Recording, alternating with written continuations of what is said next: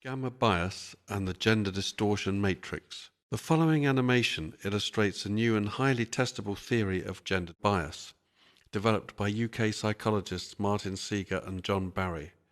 This can be found in more detail in Chapter 5, page 87, of the Palgrave Handbook of Male Psychology and Mental Health, 2019.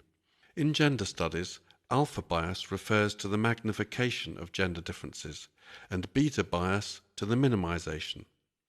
Gamma bias refers to the combined and simultaneous minimization and magnification of gender differences, in other words, an interaction of alpha and beta bias. Gamma bias can best be illustrated using the gender distortion matrix, which consists of a simple grid of 4 boxes relating to good and harm, either given or received. The highlighting of gender as an issue in each box is denoted in the matrix by the use of an uppercase letter for each gender, capital F or capital M. Correspondingly, the minimization of gender as an issue is denoted by the use of a lowercase letter, small f or small m. The do good box is denoted as the celebration box, things we admire and publicly praise about gender. Gamma bias theory predicts that in this box we play down masculinity when men or boys do good things, beta bias, but simultaneously highlight gender when women or girls do good things, alpha bias. The do harm box is denoted as the perpetration box. In this box, gamma bias theory predicts that we highlight masculinity when men or boys do bad things, alpha bias, but simultaneously play gender down as an issue when women or girls do bad things, beta bias. Correspondingly, the receive good box is denoted as the privilege box. In this box, gamma bias theory predicts that where men or boys receive apparent advantages, gender is highlighted, alpha bias, but where women or girls receive apparent advantages, gender is played down, beta bias. The fourth and final box, the receive harm box, is denoted as the victimhood box. In this box, gamma bias theory predicts that gender is highlighted when women or girls are victims, alpha bias, but minimized or disregarded when men or boys are victims, beta bias. Evidence and examples to support the theory will now be presented for each of the 4 boxes. This is just a sample. Many more examples could have been used, and the theory will also be tested by empirical research over the forthcoming months and years. Let's start with the celebration box and the sphere of education as an example. Female academic achievement in all areas is celebrated and presented as a gendered issue and one of female choice and control. However, in areas of education and academic life where females are seen as less successful, for example STEM subjects, there is little or no consideration of the possibility that female or male characteristics or gendered choices might contribute to outcomes. In contrast, there is an assumption of gender discrimination leading to corrective policies, for example the Athena Swan program. In terms of male education, there is little or no celebration of considerable male academic achievement as a gendered issue based on masculine qualities. There is correspondingly no recognition, acknowledgement, or even concern regarding the demonstrable inequality in education that now leaves UK universities with 22% less males than females. This disparity is in fact celebrated as an achievement for women and denoted as a problem of masculinity rather than considered as a matter of disadvantage for men and boys in the education system. Another example is heroism. When we do celebrate heroism, an area where there are large gender differences in terms of risk-taking and protective behaviour, the public narrative makes it gender neutral by including the much smaller proportion of females who perform physically heroic acts. For example, we talk of the men and women of the armed forces in World War II, or firefighters saving lives rather than firemen. We therefore do not celebrate the male gender specifically as having positive and protective aspects when we do celebrate heroism. This can also be seen, for example, from the gender-neutral coverage of the exclusively male team of cave divers who rescued the boys in Thailand. These rescuers were not celebrated as men, and their gender was ignored. Let's now look at the perpetration box, and in particular the issue of domestic and inter-partner violence. When it comes to doing harm, even though there are significant numbers of female perpetrators, for example in the area of domestic violence and inter-partner violence, the narrative still magnifies gender difference by excluding or playing down male victims and female perpetrators, whilst focusing almost exclusively on female victims and male perpetrators. In this way, the substantial evidence relating to male victims of both female and male perpetrators, and also female perpetrators with both male and female victims, is ignored, and the narrative becomes distorted into a black and white issue, being presented as if there was a destructive or toxic gender, male, and a vulnerable or oppressed one, female. This makes it hard for men and boys to take seriously or respond to the prevalent call to them to open up and seek help, because gender perceptions are distorted to render their victimhood relatively invisible. Let's now look at the privilege box. In terms of women, the mainstream gender narrative excludes or plays down female privilege around maternity, child access, and family law, and correspondingly also plays down the disadvantages for fathers and male partners in these areas.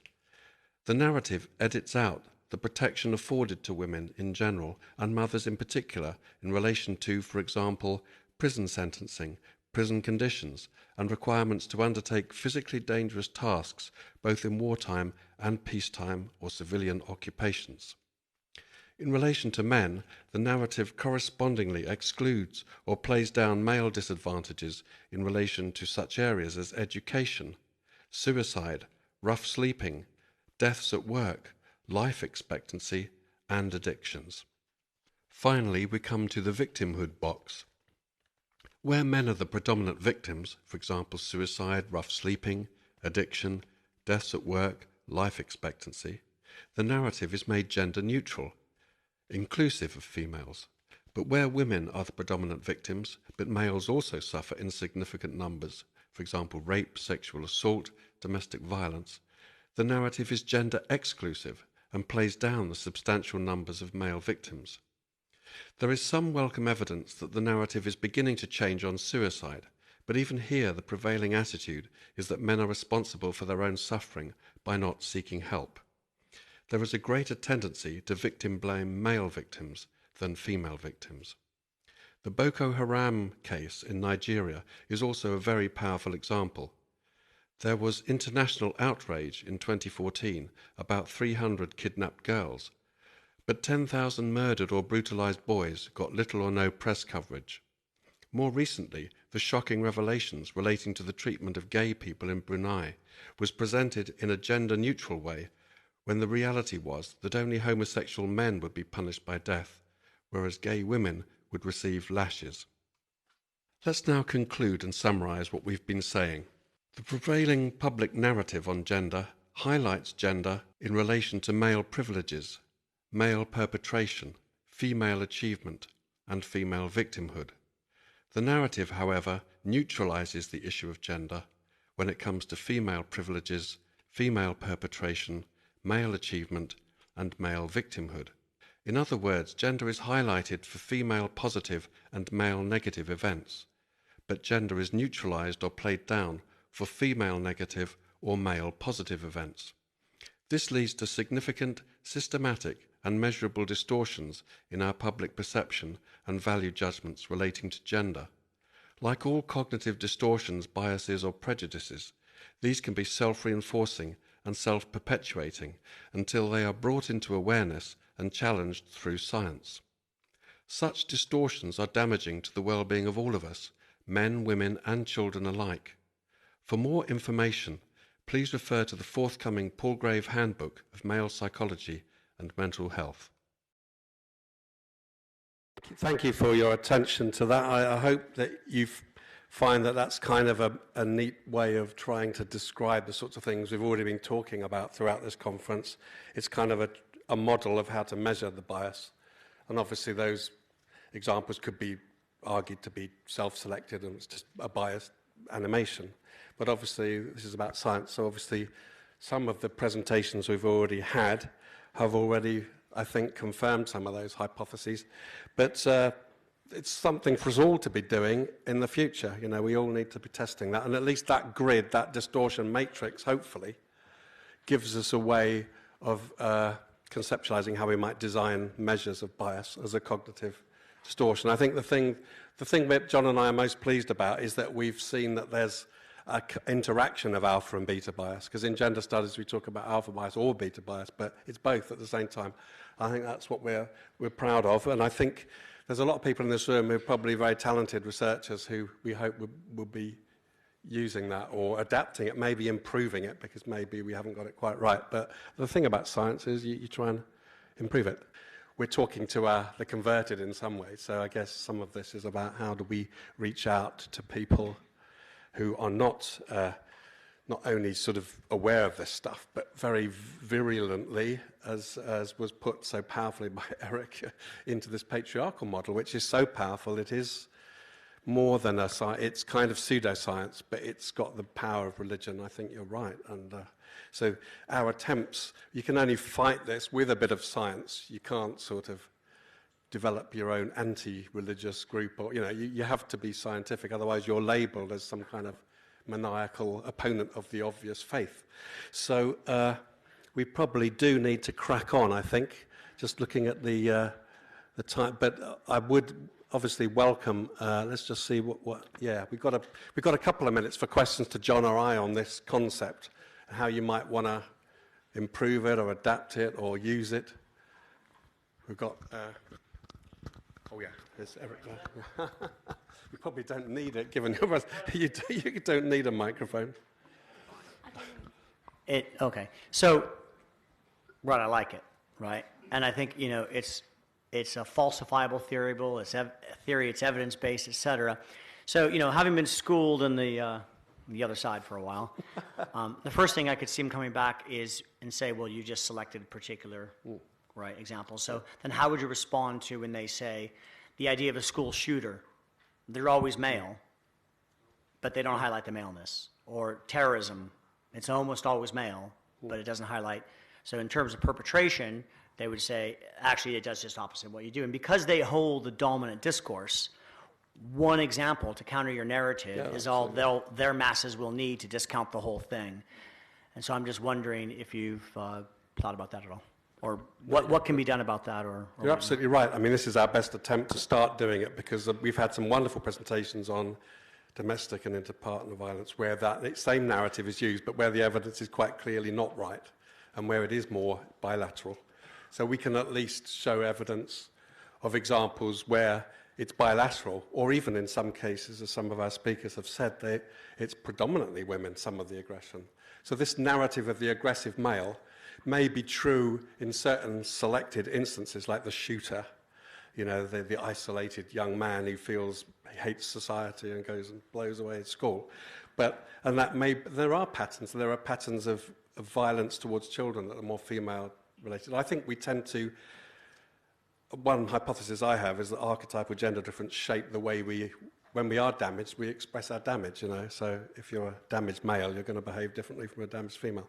So, but yes, so we have to find examples where the general hypothesis that female violence isn't there and male violence is everywhere, that we actually reduce the instances of that patriarchal hypothesis to a point where the belief only remains in those manic people, extremists, just like you get extreme members of every religion, every group, every science. You get extremists of every persuasion. So if we can roll back the evidence to the point where you're only left with extremist feminists who can cling to that idea, that's improvement. And I think people in this room and people we all know who aren't here have done a lot of that work. We're doing it today. We are rolling back that ratio of mainstream. If we make the mainstream less toxic, then yes, there will be people who use the shooter. I mean, I always remember the story of the poor girl who was raped and murdered a couple of years ago, and on the radio there was her father saying, "I'll never walk my daughter down the aisle." Now, the father didn't get got some airtime, But everyone in the media was saying we need to teach boys to respect girls. So they took the rapist as an example of masculinity, and the father who said, I'll never walk my daughter down the aisle, wasn't seen as the model. I mean, there are many more fathers who want to walk their daughter down the aisle than there are rapists. So why are we talking about masculinity as rape? So it's all of this kind of stuff. I'd just like to add that, I mean, the media is part of the problem too. Mainstream media often just keeps presenting over and over one side of the picture. It's like it seems to be in love with the whole gamma bias and gender distortion matrix and presenting one side over and over, which makes it seem like a powerful argument, but it's just like counter instances can be ignored all the time. I think that the media magnifies and distorts things more than almost anybody. So really we welcome you all participating in research and using your talents to just get a more scientific and humanitarian picture of gender coming into the media, coming into politics, coming into policy, because even people will be talking today or more tomorrow about the domestic abuse bill in this country, which clearly is still quite gendered, even though all the evidence from our top scientists showing that it isn't, or there are gender differences, but not in the generalization. You know, there is nuanced gender differences, but not in terms of total numbers. So there's loads to be done, but we just hope that at least that gives you a framework to think about, you know, to take forward. And it's in the book, but it's a massively expensive book, so we have given you, it's an academic handbook, and they're always very expensive, but there are vouchers to get discounts, and at least we all know about it now. And also, it is a massively expensive book. If you're associated with a library, like a university library, they should have it. If they don't have it, you can request it, and they will get it pretty quickly for you. So you don't have to go broke buying it.